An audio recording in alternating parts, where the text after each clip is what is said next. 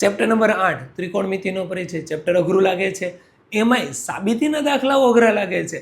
બાપુજી એકવાર જો સૂત્ર પાકા કરી લીધા ને એ સરસ મજાની નાનકડી એવી મેથડથી જો આપણે બે ફિંગરની મદદથી આ સૂત્ર યાદ રાખ્યા છે. કઈ રીતે યાદ રાખ્યા હતા? સાઇન કોસ ટેન કોસેક સેક કોટ. તો સૂત્ર કઈ રીતે યાદ રાખવાને વર્ગવાળા એ ઊભું કરી આડું કર્યું વધ્યું હોય એ લખો. હે સર હું બોલ્યા? ઊભું કરી આડું કર્યું વધ્યું હોય એ લખો. ઊભું કરી તો સર તમે ઊભું કર્યું તો પહેલું સૂત્ર બની ગયું sine square theta plus cos square theta બરાબર 1. પછી સર હું બોલ્યા આડું કરી, અહીંયા પોઈગા આડું કોણ છે? તો આ બે આડા કહેવાય સેક અને ટેન. તો નવું સૂત્ર બની ગયું sec square theta minus tan square theta બરાબર 1. અને પછી સર હું બોલ્યા હતા વધ્યું હોય એ લખો. તો વધ્યું કોણ? કોસેક અને કોટ.